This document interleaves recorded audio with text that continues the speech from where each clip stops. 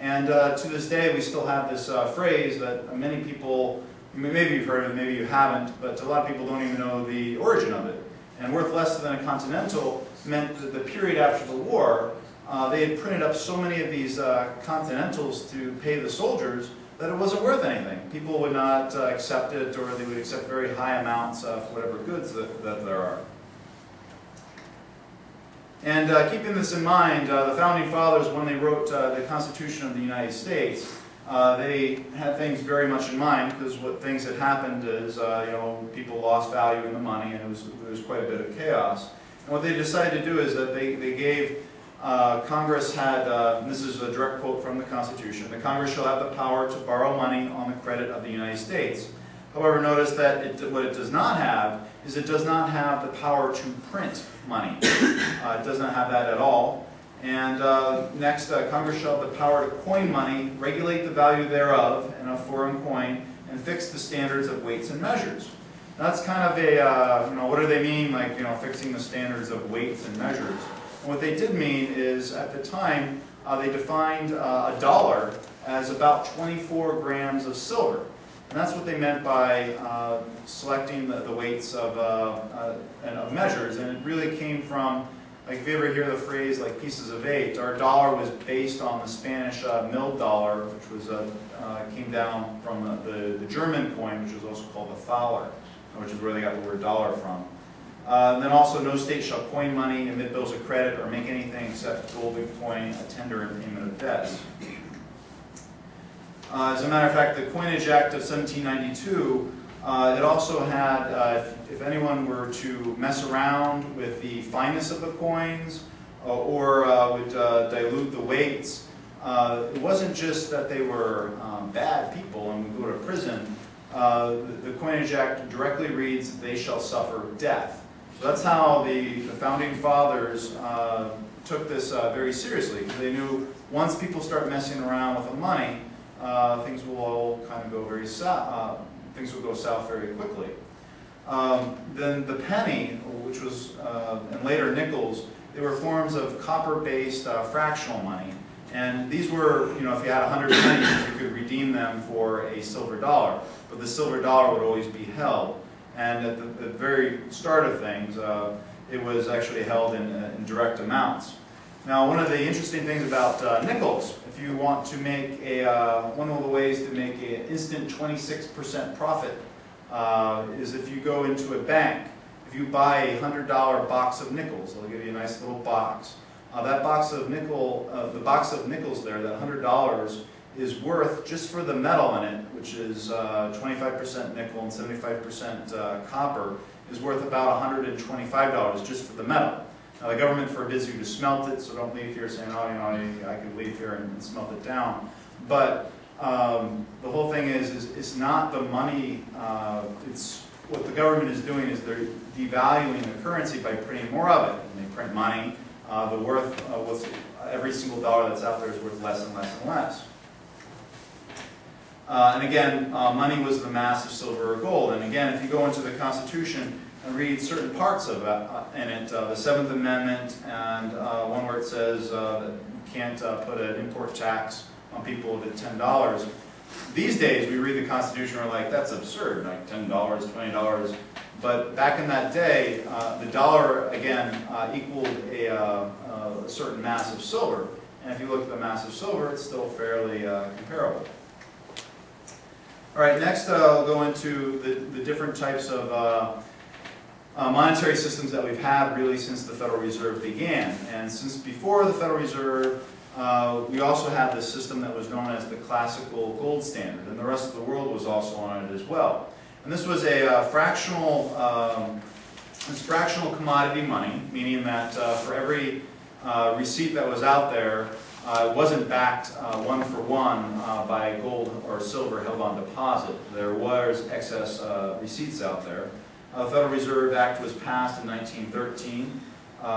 Europe, following the inflating of their currency during World War I, completely went off the gold standard. And in 1933, as Joe had mentioned, FDR confiscated the people's gold. And then a month later, he outlawed the gold. Now, one of the things that is also little bit interesting is it wasn't like the people gave back all of the gold. People were smart enough to figure that it wouldn't be a good thing, and they didn't quite trust the government even back then, and only about 20% of the gold coins that were in circulation were returned. But then a month later, when gold was outlawed, it became quite difficult to use this. What FDR was really doing was making everybody outlaws.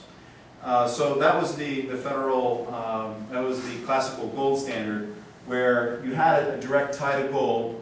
You could go to any bank with these paper dollars that would say, you know, payable to the bearer, or whatever, weight of gold, and they would give you the gold. Next, from 1933 until 1971, the United States was on what is known as the gold bullion standard. This was a fiat monetary standard in that since, again, gold coins had been outlawed, and they still pretended it was tied to gold. They set the value of gold at $35 an ounce, and the only people that could get at the gold that was held on deposit was foreign central banks, mainly, and very large transactions. So foreigners could get the American people's gold, but the American people themselves could not do so. And private gold purchases were outlawed up until 1975. From 1975 on, they were allowed. So fractional reserve banking existed from 1971 to roughly the year 2000. And there is no backing whatsoever to it, and it's what they call pure fiat. Again, what we have right now is the Federal Reserve just creates dollars, and then you have a dollar supply that goes on top of that. What I like to spend is a little bit of time. I was going around the room talking to a few people, and I kind of assume a lot of people here are pretty familiar with fractional reserve banking. But so here's how there's two plateaus. One is the dollar supply, which is created by the banking system, and second of all is that the Fed can actually create money. So first of all, how the banking system does it is if you have let's say you have a paycheck for $100, you give it to the bank and make a $100 deposit. The bank tells you, okay, sure, you can take it out whenever you want. But what they end up doing is they end up loaning, let's say it's 10% fractional reserve, they'll loan out $90, say to Joe, since Joe's convenient. Joe takes that $90 and goes off and buys a bicycle or whatever with it, and eventually that money goes back into the banking system. So we still have $100 in the system, but what happens is when that $90 goes back in and is deposited, the next bank, or even the same bank, will keep $9 and loan out $81. So if you look at what had just happened, we started off with $100 that I started with, and now we have $181. And, sorry, $190. And if we just keep this cycle going, we do this again for another iteration, we're up to $271. And if you do it again and again, what you eventually end up with, after about 15 repeats, is very close to $900. And after 40 or 50 repeats, it's pretty much completely done. So within a short period of time, now in modern life, this was a theoretical example, but today on Wall Street, what a lot of these banks will do is they'll just shuffle from bank to bank to bank, so they can do this very quickly within a matter of days. And again, when you talk to people for the first time and try to explain this to you, it was the same thing when I had first heard of it. It really seems like a bunch of nonsense. It doesn't seem like this could actually be possible. But that is unfortunately the way that our current monetary system works. Second of all is how the Fed creates money. And the Fed itself can also create or destroy dollars, but they don't even require deposits to be made. One of and I would say probably the key way that they're doing these things is something called open market operations, where the Federal Reserve can purchase or sell any type of asset. It could be real estate. Typically in the past it had been United States Treasury bonds. Recently, as we get into the past several years, we have the Fed buying bad mortgage-backed securities. About $1.1 trillion on the Fed balance sheet right now is pretty much bad mortgages. And also AIG, you have these toxic debt and derivatives that the Federal Reserve has purchased. Next is, and this is just really the rough schematic of what it does. First of all, what the Federal Open Market Committee will decide is, we need more money. And this would be the same thing as the quantitative easing that is in the newspapers that's being talked about. This is pretty much how it works. They decide that they want to purchase $100 billion in Treasury bonds. Now, how do they create this money? They would literally just write a check to themselves. It would be the equivalent of, me writing on a piece of paper, here's 10 Jake bucks, go try to buy a burger with it. Again, this comes from nowhere.